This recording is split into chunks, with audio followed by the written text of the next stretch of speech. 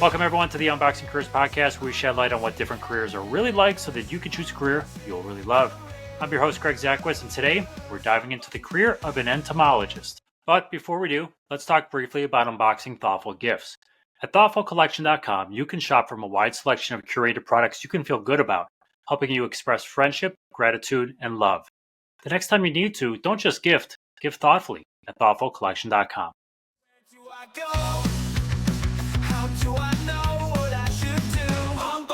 All right, I'd like to welcome to the show Shiran Hershcovich, Senior Lepidopterist Manager for Butterfly Pavilion. Hopefully I got that right. We were joking offline that I'm going to butcher that. So, Shiran, welcome to the podcast. Thanks for being here. Thank you so much. It's great to be here today. Awesome. So I'm going to try to get this twice in a matter of 30 seconds. So let's see if I could do it. I'm going to do some baseline setting. So what does a Lepidopterist do, and what do you do in your current role at Butterfly Pavilion? Yeah, so as the Lepidopterist Manager here at Butterfly Pavilion, Lepidopterist is a pretty fancy way of saying butterfly scientist or butterfly specialist. So my job here is, of course, butterfly centric. As the Lepidopterist here, I oversee our living collections of butterflies, as well as lead some of our local and international butterfly-related research and conservation projects. So every day is its own little adventure. I've been with Butterfly Pavilion for just over 3.5 years, and genuinely every day is pretty different. So Lepidopterist, I kind of label this thing as entomologist here. So if you go to school, do you become a lepidopterist after you go to school? Is that something that you study to become an entomologist? And how does that whole branching off work? How do you decide you want to be a lepidopterist? Sure. So Lepidopterist is a subset of entomologists. So within the big group of insect specialists and insect scientists, I work mostly with butterflies. So it's an even more niche subject. My official title at university is in molecular biology, but I always worked with insects in some capacity or another. So I always knew it was the bug life for me. And butterflies are, of course, so amazing. They're one of those animals that you see and have kind of an immediate, almost call to them. They're so poetic in their flight and so brilliant in their colors and so interesting in their life cycles. Here at Butterfly Pavilion, I see butterflies emerging from their chrysalis almost every day, and I'm still not bored of it. It is so amazing to be able to see butterflies go through that process almost daily. So you mentioned your background a little bit. I kind of want to go into that. When did you know you wanted to be? You mentioned molecular biology. I can get lepidopterist. I can't get molecular biology. You said you were going to school for that. So how early in life did you decide, this is what you want to do? And then talk to us just a little bit about discovering exactly what you wanted to do and when you did that. Sure. So I actually think I had quite an interesting journey into it. So I grew up in the tropics where insects are quite abundant. And we have some of the coolest insects, if I say so myself. They're some of the largest and most brightly colored. So insects were always in my surroundings. So people either loved them very much or hated them very much. And I always just had a fascination towards them, to the big orb weaver spiders in my backyards or the big morphos I used to see flying by the highway. And where I grew up in Panama City, Panama, entomologist, I wouldn't say is a fairly normal term, not a very common one. So for most of my life, I did not know that entomology was a career. In fact, I didn't really know that scientist was a career. It was not something that they tell you in school of a field that you could go into. I feel like, especially as a Latina woman, it's not really something that is much spoken about back in the days when I was in school. And I remember one day when I was in high school reading this newspaper article about an ant researcher. He had an ant lab, and he would go and collect ants and studied how they built their fungus. And I found that so interesting that his entire job was just researching ants. And I said, no way, that's crazy. I need to go talk to this person. So I showed up to his lab based on the address that I saw in the newspaper, and I knocked on the door and I said, hello, you must be the ant guy. And he was kind enough to talk to me about his work and invited me to participate in some of the activities in his lab. And that was it for me. I was so fascinated. I decided that I was going to go into bug science. So walk us through that a little bit if you can as well. So you decide you're going to go to college.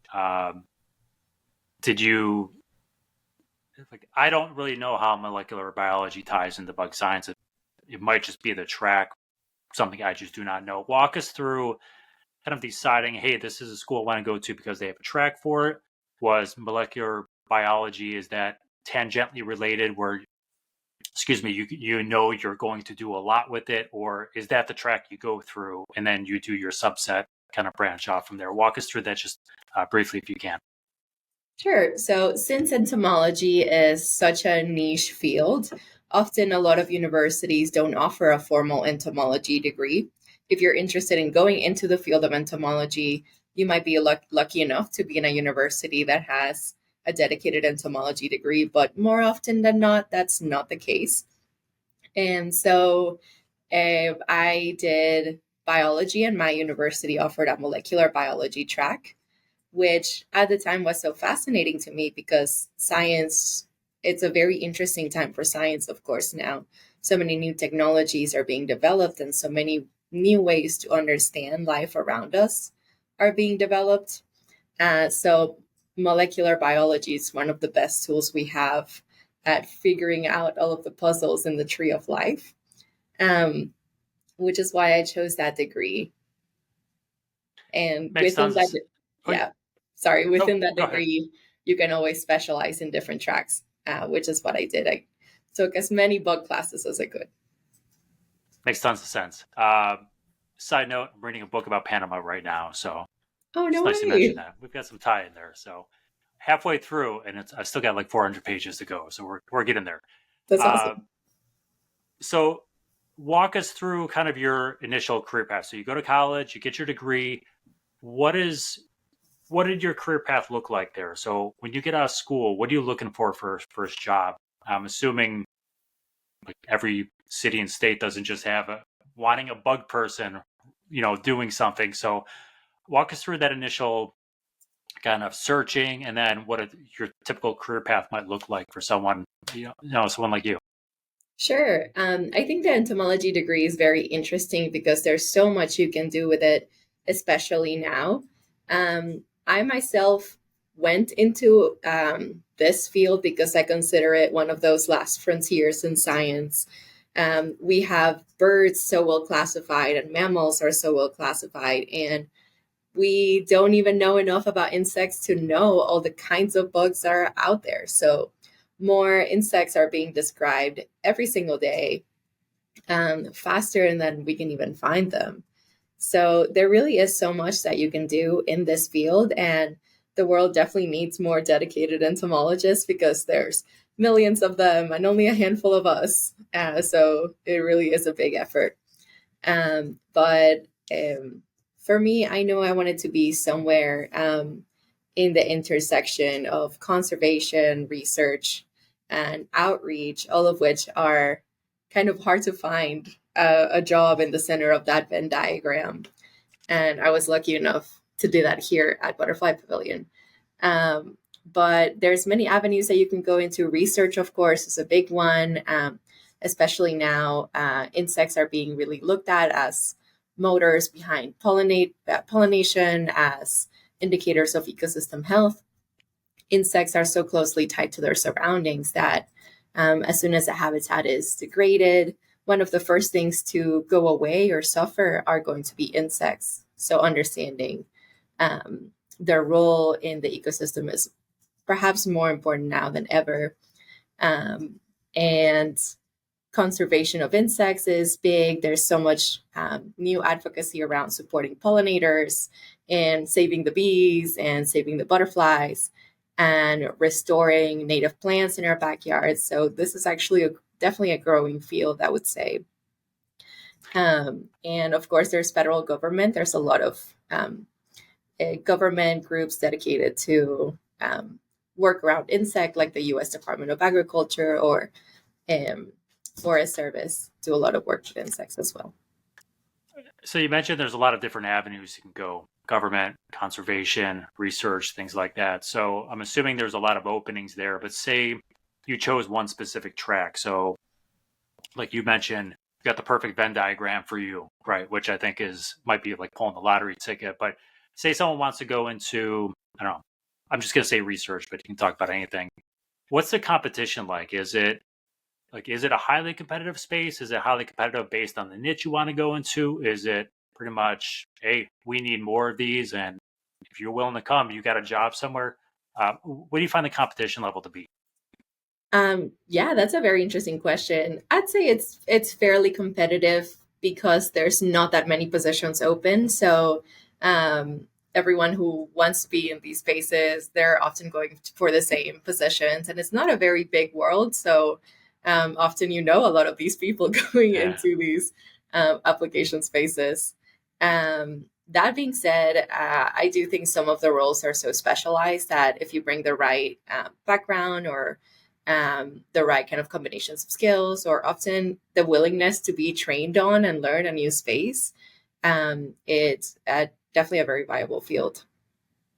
So talking about skills there, are there, like every skill is going to be important, right? To different degrees based on what you do. But are there a certain set of essential skills that you find either really good or great people in your field tend to possess, or maybe just a skill that, hey, this would be helpful for you. You don't have to have it, but the better you can be, better off you'll be for it.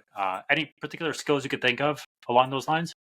Yeah, absolutely. I feel like I can go into the softwares that are important to know, or the programming skills, or the lab skills. But I think the most important skill to bring with you is flexibility and a willingness to learn more every day. Because so much new information is coming out and the field is constantly changing. So being able to come with that kind of open mind and flexibility to learn as you go is going to be very important in science generally, but in entomology especially. 97% of all animal species, as we currently know them, are invertebrates. So that's quite a few of them. So it's impossible to know everything. So being able to learn and absorb more all the time is going to be the best tool in the toolkit, I believe. And then I want to talk about your week here in a second, but you focus on butterflies. So is the space pretty typical where someone chooses a specific insect or species to kind of work on, or are there more general ones where you're working on classification of a sort? If that's probably the wrong terminology to use, but I think you understand what I'm trying to ask, right? Do you have to choose a specific insect, or do you kind of have both options available to you?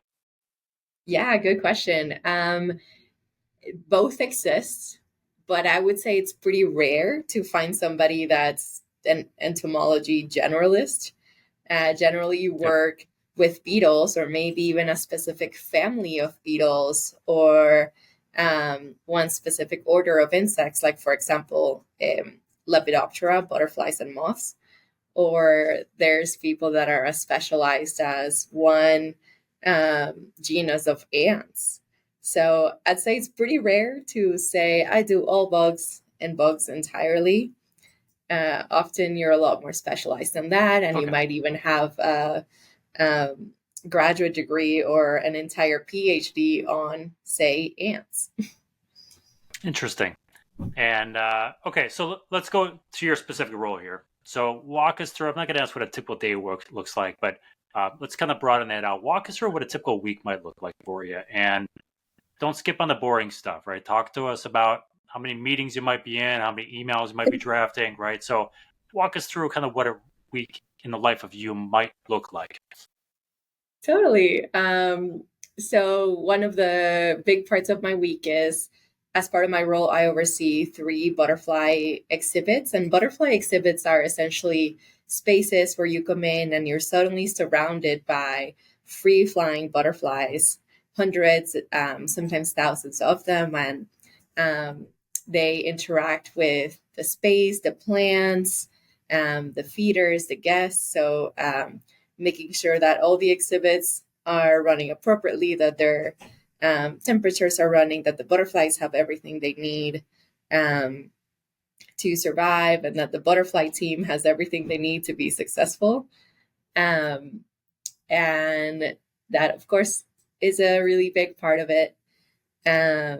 There's a lot of reporting, surprisingly, that comes associated to working with butterflies. Turns out tropical butterflies are highly regulated organisms by the federal government. So there is much reporting that goes into the collection. We do a lot of record keeping. We are a zoo facility accredited by the Association of Zoos and Aquariums. So that comes with its own set of reporting. So that's, you mentioned the fun stuff. Definitely a lot of records. Um, as part of my role, I also have the privilege of working in research and conservation projects. There's often a lot of grant preparation that goes into these spaces, so we can continue fueling these conservation projects here across the state and across the world. So quite a lot of time goes into that as well. And in my role, I feel also very lucky to work with so many departments. So I might have meetings with the education department to make sure that our science reflects new scientific concepts and informative stories for our guests to be able to engage with our animals, or meet with our communications department to make sure that we're getting the stories out to news outlets, or work with all sorts of teams, basically to make sure that the story gets out. I think a few decades ago, science was seen as something that happens in a closed door lab room by people who wear goggles and a lab coat. And then science would be written up in jargon, and then this is published in a scientific paper behind a paywall that only 4 other scientists will read in a language that makes sense only to them. And I think there's so much work now that goes into kind of deconstructing that perception of science and making sure that science does not die in a filing cabinet, that science is something that is accessible and makes sense to communities around us. So I also work a lot with community scientists to gather information. So there might be trainings related for community scientists on how to monitor butterflies or how to participate in conservation in their own backyards.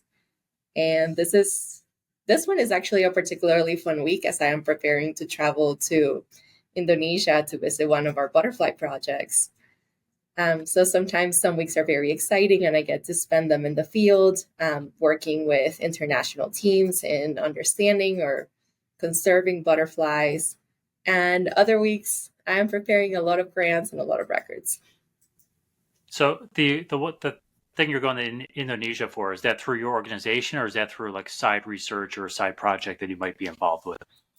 So with my current organization, Butterfly Pavilion does have, I'd say, a big global reach and a big dedication to research and conservation efforts of invertebrates.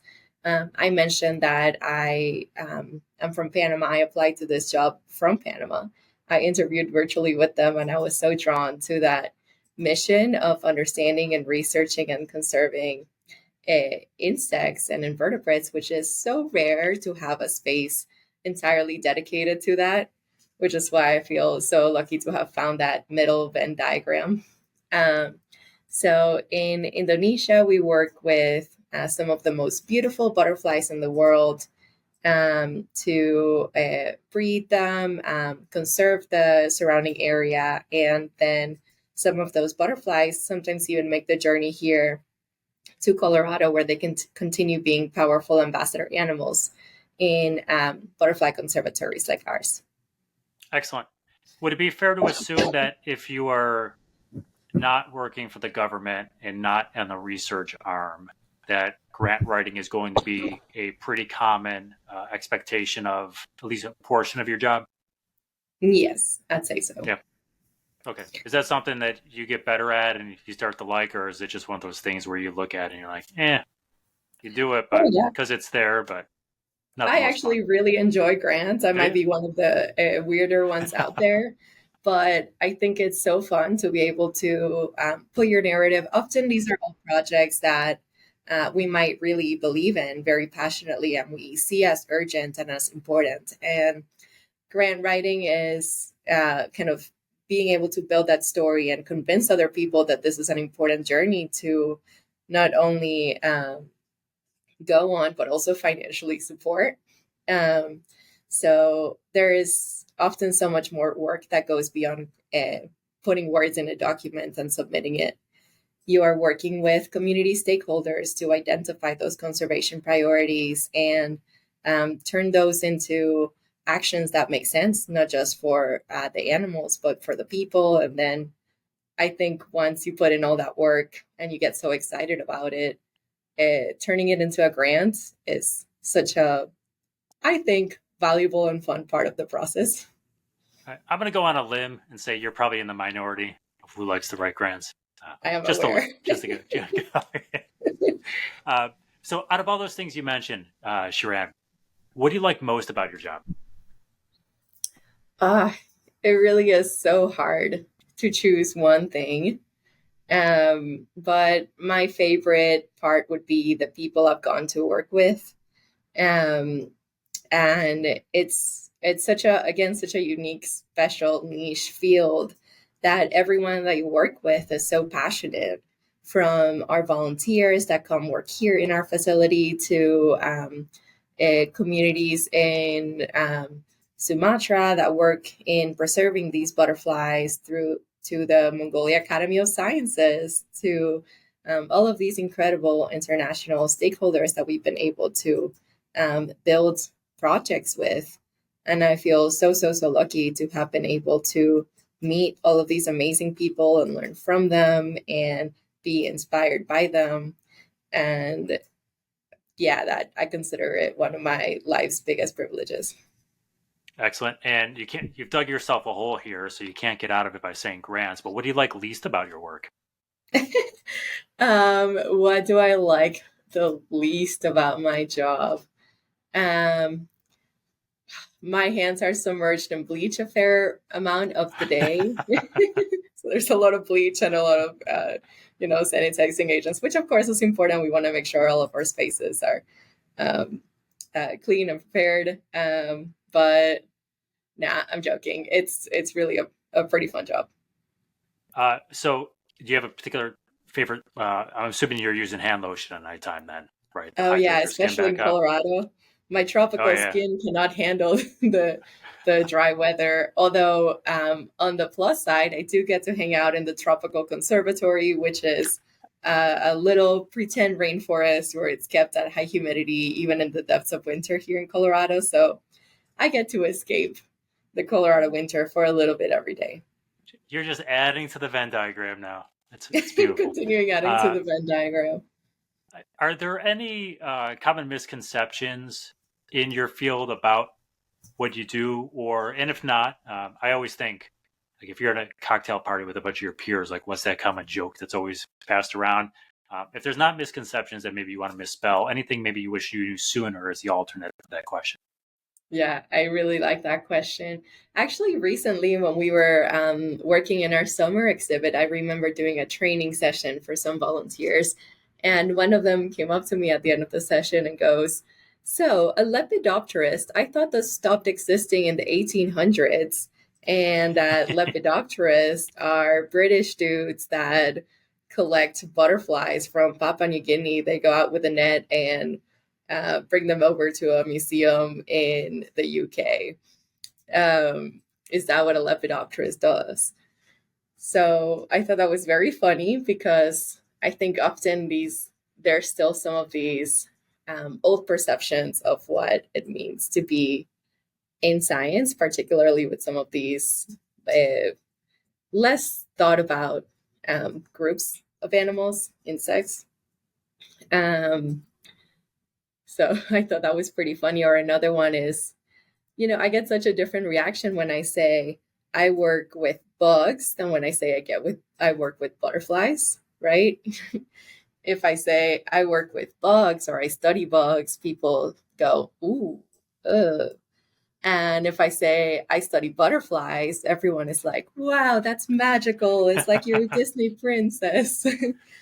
um, so I'd say that's another pretty big misconception. Butterflies, at the end of the day, are insects. Insects can be beautiful, they can be interesting, they can be gentle, and they can even have personalities. Having worked with a variety of insects over these last few years, you get to know them pretty well. And some of them do have temperaments and personalities and are so wonderful that if I could deconstruct one myth around insect science, it would be that insects are scary or insects are gross. Are you saying there are butterflies that have individual personalities, so not even just like family traits or anything, but individual? Oh, yeah. And for the past 3 years, I've actually been doing a lot of individual butterfly marking. So I can't, unfortunately, give them all names like Greg or Larry, but I can give them numbers like 24-LS1732, one of the more charismatic of the butterflies. And they actually do have kind of temperaments. Some of them are very social butterflies, very likely to land on you, very visible, very likely to hang out on feeders in front of people. Others are more shy. Some are very territorial and will defend their favorite branch. So they do all sorts of fun things. That's crazy. I never would have imagined that. Oh, yeah. So I always go back to the Seinfeld. I don't know if you watch Seinfeld. Go back to the Seinfeld where George one day is like, "Do chickens have individual personalities? Because I'm not sure we should be eating them then." But it's amazing that butterflies would have individual ones. Okay, so that brings me to the Science Museum here in Durham. They have a big butterfly pavilion, and there you walk in. If like they always say, put your hand out, catch a butterfly. I got one at soccer a couple weeks ago. Just saying. Uh, I'm assuming the ones that will land on you. Is it a good assumption that, like, I'm going to make a stretch here, but individual personalities of butterflies, those are going to be your social ones, or is it just kind of happenstance whether they land on your hand or not? Well, all sorts of things can be happening there. Sometimes I hear people say that, oh, a butterfly landed on you because you're so sweet, like a flower. But a lot of times they like the salt and sweat on our skin. So they're kind of on a hunt for minerals, and our hands might be a source of them. Or I've even seen some sort of lotions or perfumes that just attract a whole lot of butterflies. So it could be that it's a social butterfly just saying hi and being curious, or it could be you have very salty hands and a butterfly is particularly in the mood for a salty snack. So you could be really still like a statue and a butterfly might think you're a branch. So all sorts of things could be happening there. There you go. All right. No rhyme or reason. Well, there's partial rhyme or reason to it. All right, Shiran, what is the most challenging part of working in your field? I would say that the most challenging part is just changing that perception, as we talked about. It can be difficult to convince people that insects are worth conserving, that they're a very important cause. Um, Pollinators help plants reproduce around us, and those plants produce food and oxygen. So if we like those little luxuries like food or clean air, then insects are a vital part of that process. And I could go on and on about all of the different important roles that they have in our life and how essential they are to life as we know it and even our survival. That I think just sometimes even sharing the we should save the bugs and people go like, why, we should smash them all, is definitely um a big challenge. And let's go the flip side to that. What do you find to be the most rewarding part of your career? I'd say that the most rewarding part is definitely being able to see positive change. because along that same line, when we see that starting point of, well, why should we save insects, or insects are not that good, or I don't want them in my house, and being able to see people go through that metamorphosis process, if you forgive my pun, is so rewarding, because seeing people come through this space and learning this story, and leaving, starting as bug skeptics and leaving as bug enthusiasts, is so inspiring. Or being able to work with community scientists and people who may have stumbled into this by chance and are now dedicated scientists that monitor butterflies in their communities year after year and produce such important data. Um, all of these are, I'd say, super inspiring, and they keep my little renewable energy battery going and give me the fight for the next day. Excellent. All right, as we begin to wind down here, let's give some advice to either high school students, college students. It could be both. It could be neither. You could choose one, but think about, in high school, kids may know what they want to do. They may not know what they want to do, and they may have an inkling, but they have to explore. At college, they might have a better sense of what they want to do. It could still change as we find out. But if you had to talk to like your high school self, or someone who shoots you an email and says, "Hey, I'm in high school. Give me some advice." What would you offer to them at this stage? I'd say don't be afraid to pursue something weird. If there's something that you're passionate about, this is something that you can definitely turn into a big piece of your life, of your career, of your interest, of your knowledge. And my biggest piece of advice, in general, is always be a curious person. Ask questions all the time. Ask questions to people around you. Ask questions to yourself.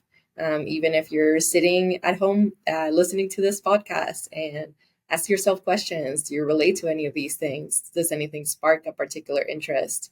We're so lucky to have access to so much information that it's hard to, almost overwhelming to narrow down where to ask questions. So I think sometimes asking questions gets lost as a skill. So don't be afraid to be curious, ask questions, learn about something new every day, maintain that active, curious spirit. I know my coworkers know me as somebody who asks a lot of questions, and hopefully this sticks with me for a very long time. Love it. All right, Shiran, is there something that maybe I neglected to ask you about your career that you feel is important for the audience to know today? Um, I definitely add that it's not as linear as it sounds, and there's a lot of like ups and downs and twists and turns. So we often think that a career path is so linear, and that we won't uh, take little detours or road trips along the way. And I'd say that all of these are pieces of data along our journey. They help inform us what we like, what we don't. They help build our toolkit. So extract the most you can out of every opportunity. There's value in anything that you can do. So go and explore, build your own journey. Life is a choose your own adventure. Yeah, I would say not a single career path I could think of is linear, and you're 100% right. You're going to hit some walls, and you just kind of got to pound those through. Is there a specific one you could think of that you kind of ran into with? I mean, you seem like you had a pretty good path, but truncated 30-minute conversation, right? So is there a specific challenge that you remember facing that kind of detoured you that you had to find your way back from?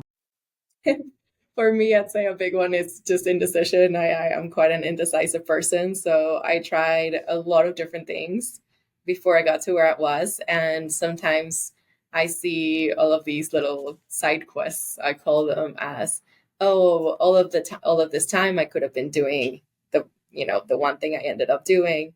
But I did genuinely learn so much from all of the little side quests that um, I find them so formative and such a big piece of who I am today. So go Excellent. take Well, a side quest.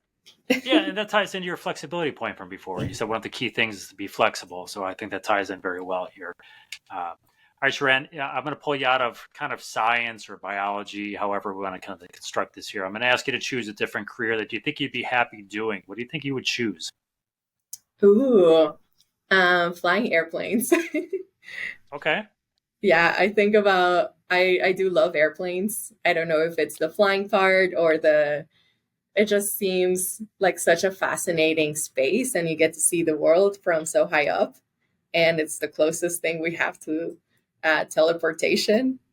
I don't really know much about the world of aviation. I just find it interesting. I think you're transfixed on wings. That's kind of what I'm picking up Maybe here. You like sensing a wings. theme. All right. So I have to ask this. Ask this.